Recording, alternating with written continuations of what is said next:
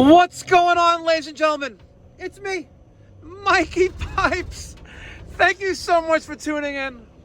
If you notice, I have a little bit of a laughter in my voice because I actually recorded a 2-minute intro and it was not recording a single bit of it.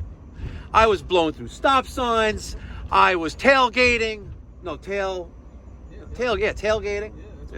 Yeah. And I promised that if you subscribed to the channel, you don't have to date. I don't take you out for dinner, but if you were to subscribe, if you haven't done so already, I promise I will stop at the next stop sign. I promise. Because us New Yorkers, like the guy right in front of me, we like going through stop signs. We slightly tap on pedal. Like, look at this guy. This guy doesn't realize that if you're in a left lane making a left turn, you're going to the first available left lane. Not what that douchebag did. See that? He cut across another lane of traffic to go that way. That's a violation of the vehicle traffic law. Anyway, ladies and gentlemen, we're heading to a service call right now in Valley Stream. They have we're not heading to Valley Stream right now because actually we recorded the video already. We're going to a service call in this video in Valley Stream. We've been to this customer a couple times before. So he's technically still a customer. He's not a client yet. Right? Client is, that's where they dedicate. If something goes wrong, at least 3 times, right? A maintenance agreement, because you have to prioritize service calls as they come in. That's what your dispatcher and your CSR does, right? They answer the incoming call, they gather information, they qualify the caller, right? If you're going out for free, you're leaving money on the table. I'm sorry, right? Your CSR rep, your customer service rep, is going to qualify the caller, and either they're going to dispatch it themselves if you have that one person doing both, or you're going to send that information to your dispatcher who's going to schedule the service call. In my office, my wife, she answers the phones and she dispatches at the same time. That's my definition of efficient and effectiveness. Okay? But you prioritize. If you have a full schedule and a client calls that they have a heating problem, you're not going to put them first before a brand new call is calling. I'm just sorry, you can tell like it is. You want to create the demand for your company. Okay? Especially if you're good. Okay? Let's go to the service call. Look at this guy. You see this? I got it on camera. That's a red light. He just blew through it.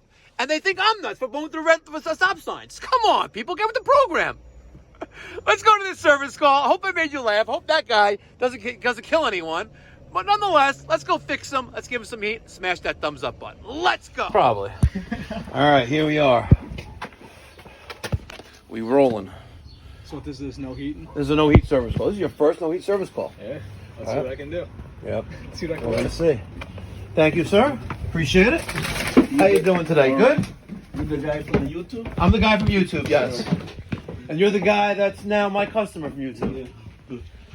Because I have 3 different types of customers. Yeah. We have, the prospect, which is someone calling for the first time, which I like to call a caller. And then there's the customer. I've been here once or twice, and then there's a client. So maybe you'll become a client. You got 2 boilers, 2-family house? Yeah. Okay. So this one is.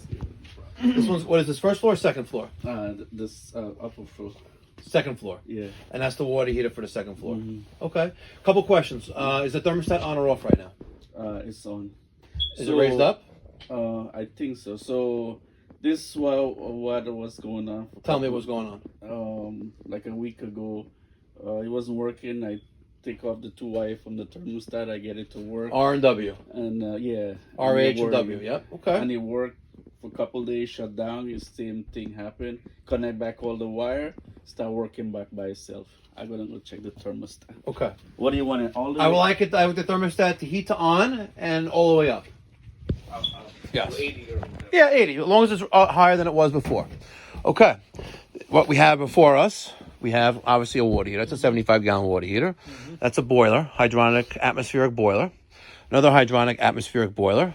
And we have an atmospheric water heater. That looks to be a 40. Yep, it's a 40-gallon. Right there. Yeah, right there. And that's going to be a 75. You can tell by 75 because she looks like she's preggers. She's a very, she's a big girl. That's a lot of loving right there, I tell you. But I'm also trying to keep it PG and family friendly, so we're going to stop right there. Okay, so let's do some parts identification. I do this with all of our new hires, especially, learning the heating side of business. We know your experience with plumbing, but obviously, what size pipe is this? Looks like 1.25 inch. This size pipe. What size pipe is this? 3/4. Okay. 3/4. Very good. Okay. This is the flue piping. All this stuff you see here, silver pipe, which goes into a chimney multiple times. What is this, like a belt?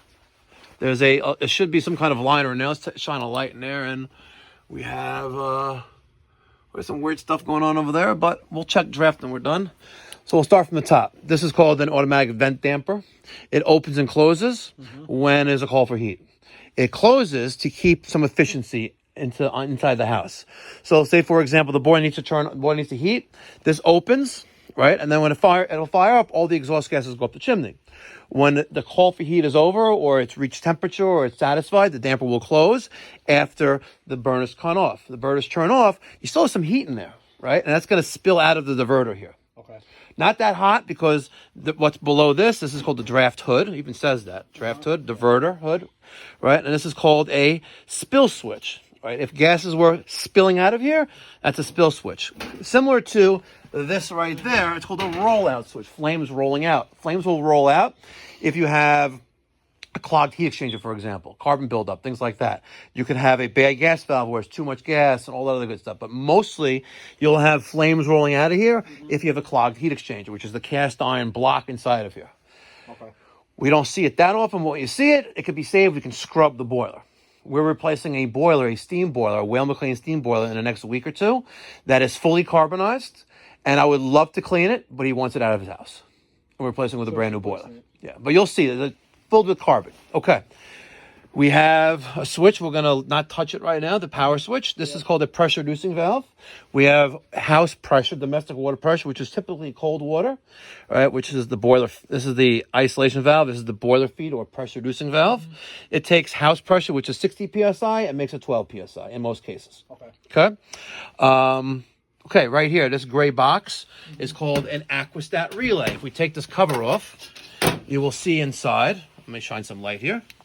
You're going to see there's a dial right there for temperature adjustment on this piece. That's it. Sure, go in there. Check that out. Okay. You have a transformer here. We have a relay here, and we have our electrical connections down below. This is called an Aquastat relay. It gets a signal from the thermostat. It gets 110 volts because it's like a switch, a glorified switch. It will send, in this particular case, 24 volts to the burner circuit, okay, and 110 volts to the circulator. So right now, as long as everything's fine here, if I push this in, it should light. Nothing happens. I actually turned everything off because it's already energized. And look what just happened right now. Now, you hear some noise? Yeah. That damper is opening and closing. Right now, see how it's turning? It's going to be, let's see what it does. So that's opening it? Now it's fully open. Okay. And now we have ignition. Yep. Okay? We already diagnosed the problem. It's a bad Aquastat relay. Yeah. Right? So, it has 24 volts going to it, which is up here. It says TV and opposite that. You'll look at the top left-hand corner of that, and you will see TV and TX. Oh, okay. And if we take a close look at this right here, and that schematic right there, see the top says thermostat right there? Where at? That's right, hold on for a second. Right there. See, it says thermostat, and right below there, that's your two thermostat connections on the Aquastat relay. Okay. So right now, the thermostat is giving it a signal to turn on. It had the signal already, right? You notice I pushed it in. And then you heard it got quiet because the circulator was circulating, but we weren't giving 24 volts to the burner circuit. So it's just which corresponds to what the gentleman was saying when we first got here, is that he had no heat. He took the thermostat off the wall. He took the two wires together, which is R, H, and W.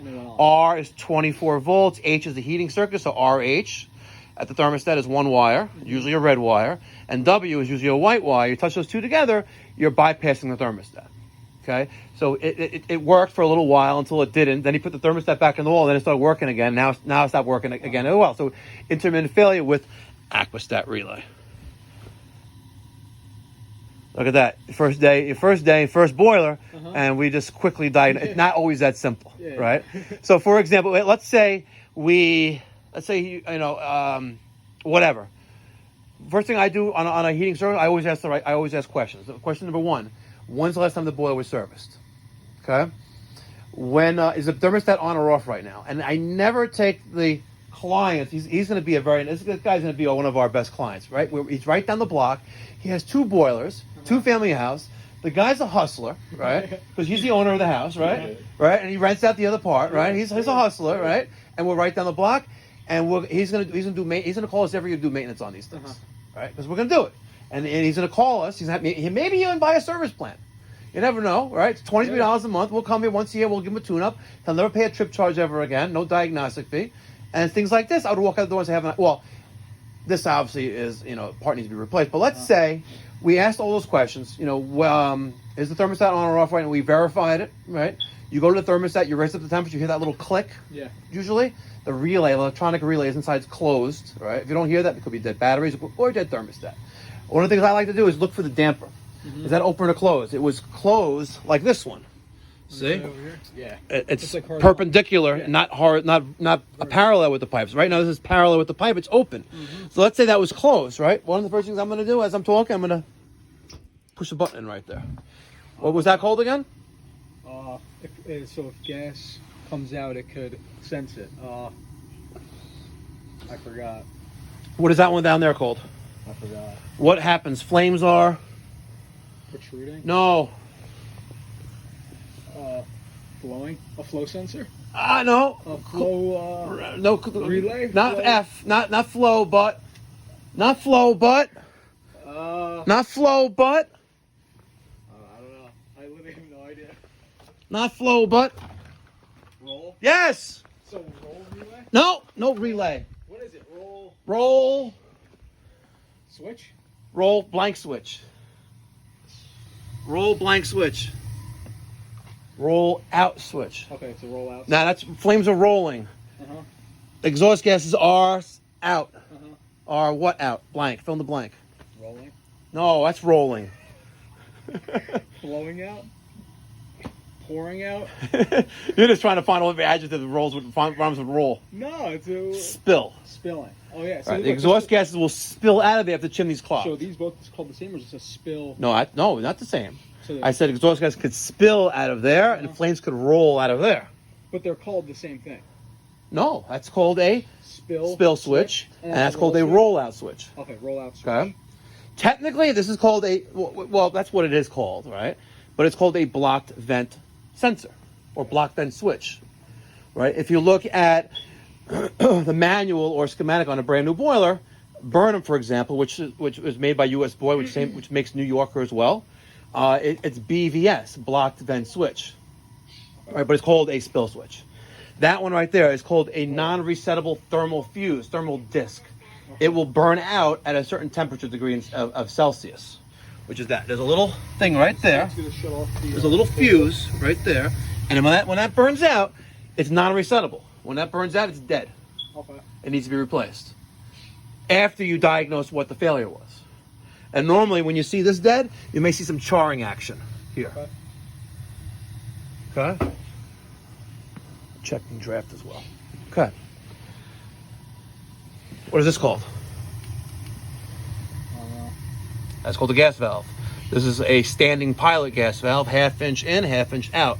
This is that thermal couple, right? That connects to the pilot? That connects to the pilot burner in there. This silver tube is the pilot tubing. Gas is flowing through this little tube to the pilot burner.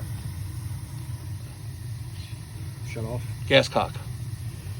What is that called? The green thing. Oh, you said it before. I did not say the same thing. Well, yeah, I said it because Isn't it same as this? No. It's not? The green thing is called a circulator. Okay. That little thing right here with the dial on it, with the gauge, that's called a tridecator gauge. Something like this back here? Yep. Measures temperature and pressure. Tridecator gauge. That grayish tank right there that says watts, it's upside down.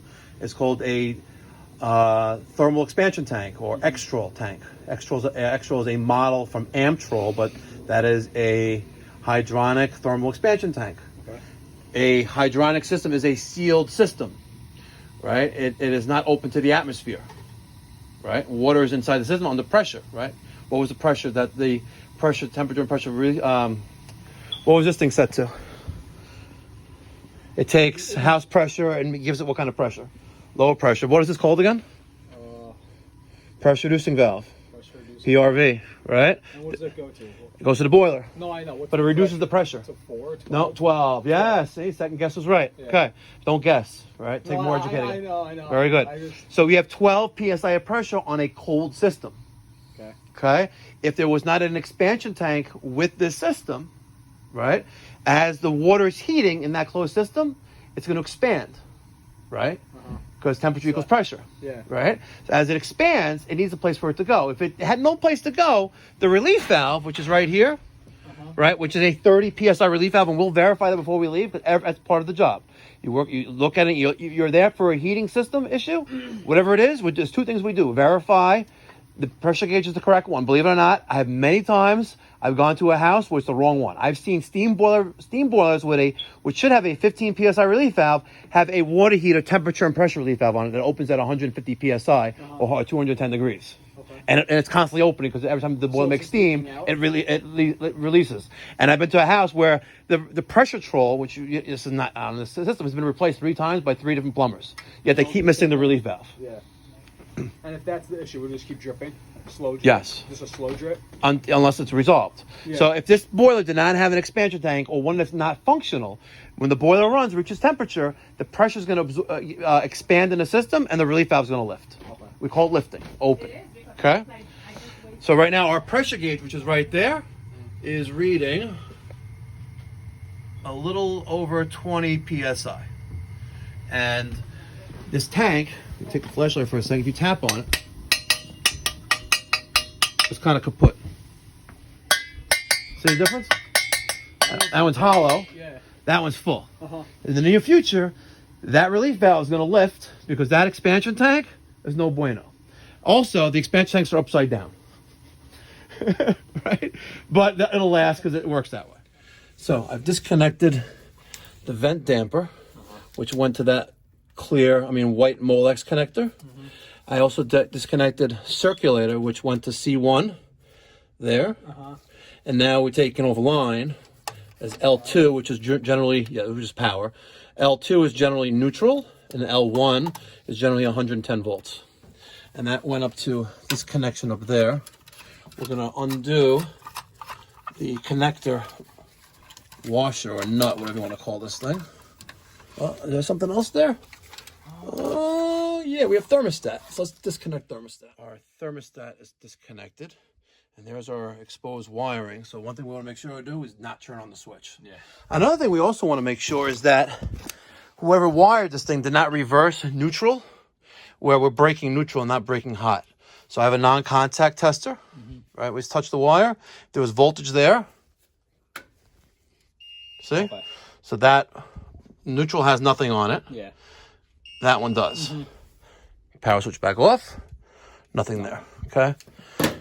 And it's generally the case. You know, some people say, oh, you should still take your voltmeter out, multimeter out, which I have in the tool bag, and test it that way, but that works for me. Okay. So everything's disconnected except for these two down there, and that's burner circuit. Burner circuit gives 24 volts if you follow the wire, right? It looks like we go to, what's this thing called again? The flow switch? No. Roll switch? Yes, roll. And that's roll blank. Roll blank switch. Roll. Yeah. Come on, keep it family friendly. Sorry. Fudge, if you want to say fudge. Sorry. If I can't, you know what? A swear jar. I always mess this up. Roll out switch. Okay. And what's that one up there again? Spill switch. Spill switch. Okay. That's 3 times now. Hopefully you got it already. Retention. You have to I know. learn and retain what you've learned. Okay. What is this thing called? No, not, oh my God, God's not going to help you, and God's not the answer. See, he knows. Look at this. The homeowner knows. You know what? He's a baller. He owns illegal 250. Now, look, I just broke the clip on this stupid thing. Oh, well. Automatic vent damper. What is this thing called? Shh, damn. Damn. All I know it does, make the pressure lower. Yes. What? And 4. no. To 12. I keep messing up. Yeah. 12. You got like 4. I know. I keep saying I don't know. Lucky number 4? No. Pressure reducing valve. Pressure reducing valve. All right. House pressure could be 50, 60, 70 psi, 12 psi. Pressure reducing valve. What is this great thing up there? Expansion tank? Yeah, you just saw it on it, didn't you? No. Well, it's the same thing for the water heater. Yes, exactly. But this is, but for the water heater, that could be an ST5 or ST12, which are the model numbers. For domestic thermal expansion tank, this is hydronic thermal expansion tank. And you can't use one on the other. Typically on a hydronic expansion tank, the tapping will be half-inch male threads on it, right? Okay. On a water heater, it'll be 3/4. Okay. Okay. So this one's half-inch. That's half-inch, and it's a little baby extra. This is extra number 15. Okay. All right, you get 15, 30, 60, 90, and above. 60s, the 15s, 30s, and 60s are meant to be you can hang from a pipe. The ones above that sit on the floor. Okay. Big boys. Okay. With me so far? Okay, so burner circuit, right, which is these 2 wires here. You notice it goes to the gas valve and also goes to the spill switch here. But it also goes to right here, right? It's like a Christmas tree. If one goes out, they all go out. Yeah. Right. So the burner circuit on this boiler is feeding the spill switch and the rollout. Yes, and then it goes to the gas valve. So if the spill switch or the roll switch are out, it's going to prevent 24 volts to the gas valve. Okay. Make sense? And if it does that, it just won't turn on? Yes. Okay. And then you notice when I push this in, one of the first things I always do, I like to push it in. A lot of times, especially after like a very high wind condition outside, like a wind, maybe a little mini hurricane, you'll see that. I have a video on that. It's actually one of my most popular videos with like almost 1 million views is block vent switch, how to reset. Right? Yes. So if you notice when I push that in, sometimes it'll turn the boiler off. In this case, it did, but it's resettable. So if it gets hot enough, if we take a flame to it, we could trip it and it'll pop and it'll prevent the boiler from running. Okay. All right. Back to our Aquastat relay replacement. We're going to take out this little screw there. That one's going to come out. We're going to pull that out. And we're going to try to take out that right there. Okay. Now, we have a screw underneath. Is that a flat or a Phillip? It's a Phillip. Okay. We're going to loosen this up. It's never usually a Phillip, but this is an older boiler from the early 2000s. And there that is. Okay. So here is the Aquastat relay. Let's look into it in the light. You're going to see there, this thing right there with the dial. It's set a little bit high. It looks like 190-ish, right? Yeah. Okay. That thing right there is called the transformer. That right there is the relay. The harness, or the thing with 6 things sticking out of it. That's for the vent damper. B1 and B2 are the 2 wires for the burner circuit. L1, L2 is incoming power. And then C1, C2 is circulator. All right, here's the new control. That 5/16 screw. You don't take all the way out. You take that all the way out, you're going to lose that little retention clip that's back there, similar to the Phillips screw on this one, because that holds control onto the well, right? That's a submersible well. This thing goes inside the well, and it resenses temperature.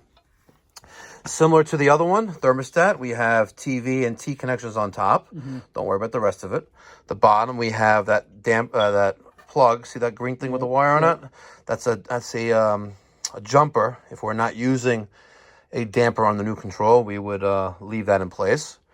The burner B1, B2, that's our 24-volt burner circuit. Now, there are 2 versions of this, but you only have one in the truck.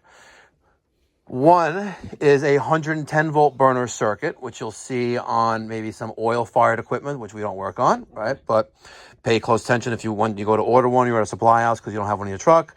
Make sure you get a 24-volt burner circuit, right? Because if you give it 110 volts, you're going to blow up the gas valve. Okay.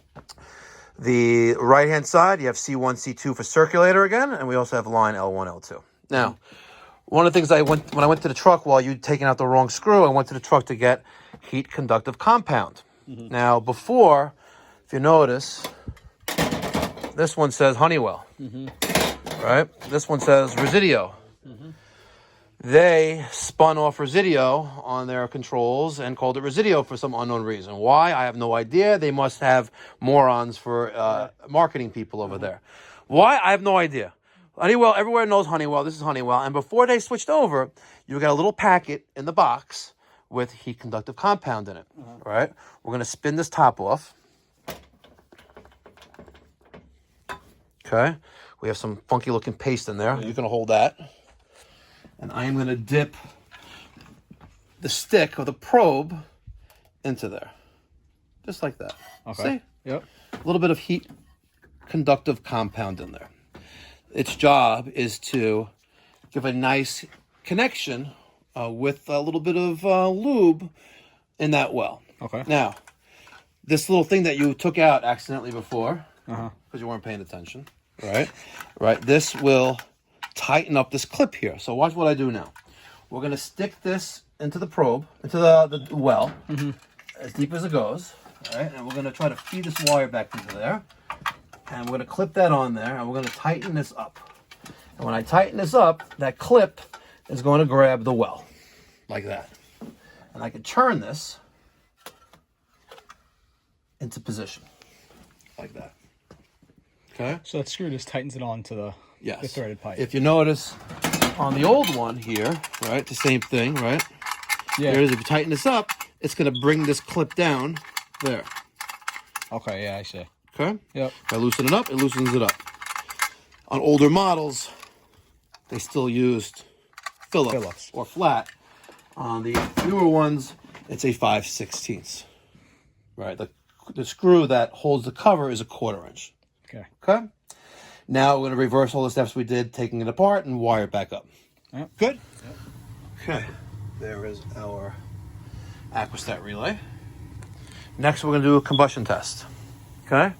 We do that on he asked for it, but we're going to do it anyway because we always do that. And one of the first things we're going to do is notice if there's any holes drilled in the flue piping. The flue piping is this piece right here before it gets diverted or mixed with air in the basement. Okay? So somewhere on here, there needs to be a hole approximately 6 inches off the top of the boiler. There's not one. So I have a step bit that I use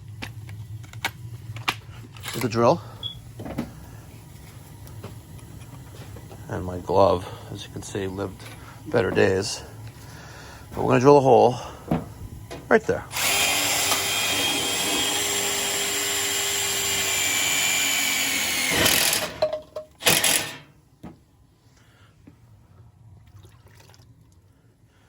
What's up with the bucket, by the way? Why is there a bucket of water there? I had a friend came to check. To try to get the air out? So he came to help diagnose the Okay. and he was checking see if we're getting water. Gotcha. Okay. So here's the testo. Right now it's giving me a low battery warning because the battery's kind of dead. We're going to go to flue gas analysis. Hit OK. Natural gas. Hit OK. And we're going to hit start button.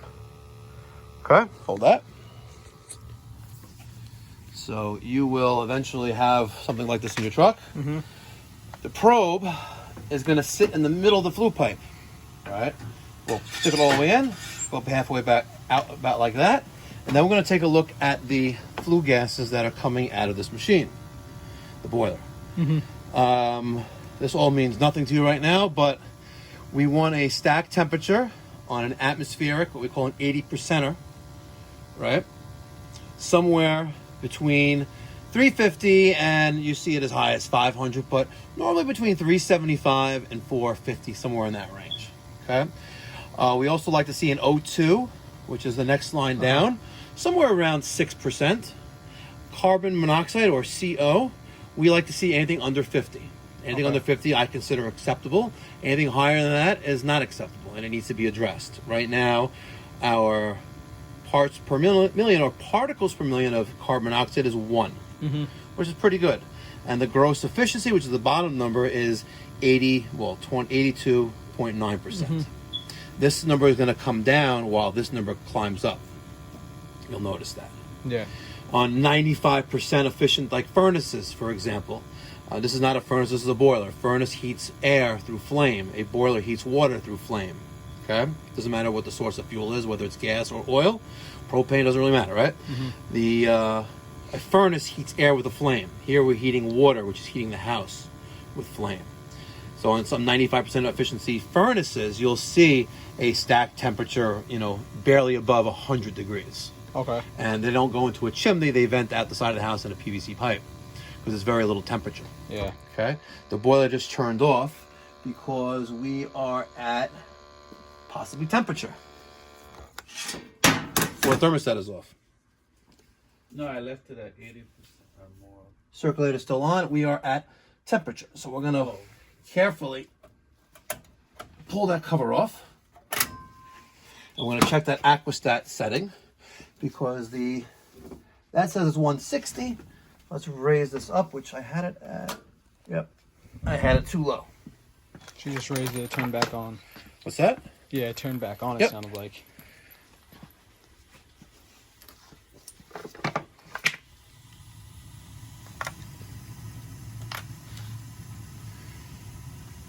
But while we were testing, everything looks pretty good. 375.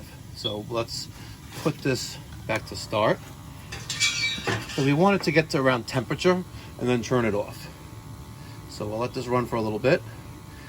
And you will notice if you put this in as the boiler is firing up, you'll have carbon monoxide coming out of it. Okay. Don't be alarmed at that, but be alarmed if it doesn't go back down. Yeah. Right, you want to see that close to 0 as possible, but anything under 50. So right now our stack temperature is going back up to where it was, which is around 370, but it's climbing up because it was off for about, what, 30 seconds? So it's heating up again, but so far so good. Good? Okay, so the damper just closed, right? We still have a call for heat because the circulator is on. We did a combustion and draft analysis. There's the printout of the results. Got the sticker on there.